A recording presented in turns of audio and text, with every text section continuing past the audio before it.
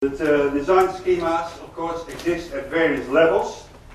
You know, a line can be a design schema, a phrase that can have a design schema, or it can be a larger level, and they also exist with different degrees of bindingness, prescriptiveness, you know, but they leave, and they can of course be often realized in different modes themselves, as we've just seen. The same basic schema, the same tripartite schema can be done in the lyrics as well as in the music.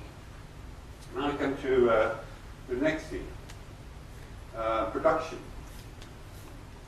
The schema is not all. What matters now is that, you know, in production is the process which gives material form to the design, and which uses particular material, physical phenomena. It might use the voice, or it might use a piano, or it might use anything that can make sound to it. It might use ink and paper. It gives material form to the design.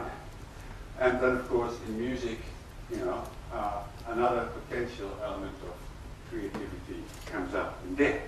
And distribution, finally, and I'll come to the creativity soon, is what we saw as another layer that exists, which is, you know, where technical recoding occurs.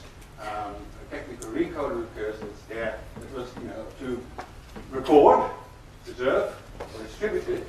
But of course, what happens here is that particularly in contemporary music, that something that might have been designed for distribution very soon becomes part of production. And we heard that yesterday in the case of rap. You know, that things that were originally thought of just to record things become part of the actual production of the making of the music. And the gramophone, of course, is a fantastic example of that. So it's the mixing console and many other things that were originally designed for other regions. So I need to acknowledge something about the schema because it's been inspired by Irving Goffman's theory of footing. Irving Goffman has talked about what actually happens in semiotic production, and on the one hand, you have what we have been doing is to sort of combine what Goffman is talking about with what people are doing, in concretely doing in the case of talk, with the structures of the semiotic resources that they use, and that in linguistics, for example, being taking different forms such as stratification, schemas, and others. So discourse is a semiotic resource that is used by what Goffman calls the principal, the person or institution, as he said, whose position is established and whose beliefs are being taught. So in a love song, there's the discourse or the belief of romantic love.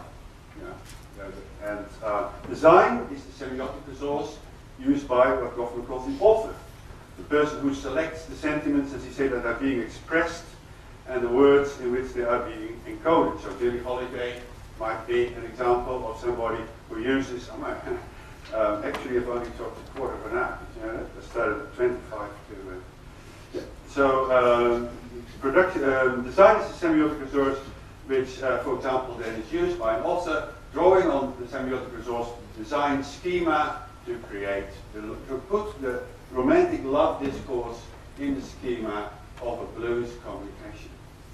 Production, says Goffman, is the semiotic resource used by the animator, the sounding box in use. So there's Billie Holiday's voice, you know, and of course, or somebody else might be performing the song. And what is not always noticed, that Goffman in fact also briefly refers to the technical category when he says that animators sometimes share this physical function with a loudspeaker system or telephone. So I want now to talk about creativity and design.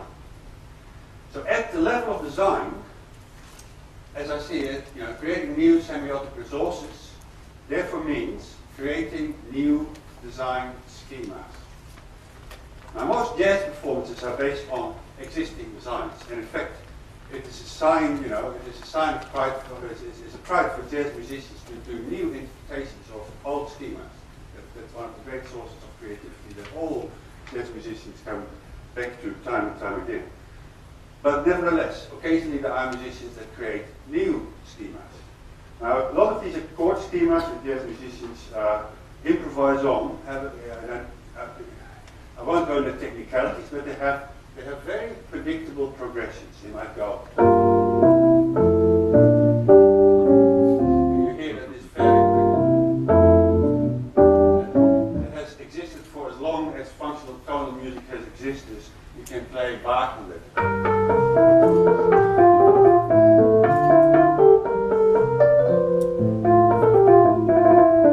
You can also play the same schema. Very predictable. The John Coltrane in the early 60s thought, why is it always the same? Why does it always go 2-5-7 and so on? Can't I improvise? Then I go in huge jumps of fifth. So he wrote a tune called Giant Steps. And here, the chords of that are, even when you don't know the technicals, you may hear that it's a little bit less predictable.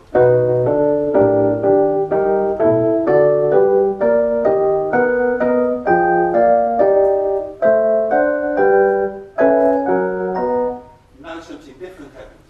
Instead of them resolving, they aspire. They go up and up and up. Turned out to be a tune that was fairly hard to improvise on. First recording of it on Coltrane's record, Giant Steps. The otherwise splendid pianist Tommy Flanagan was actually floundering and didn't make much of it, unlike Coltrane. So I don't really think of it, but I'll nevertheless let you hear what it might sound like.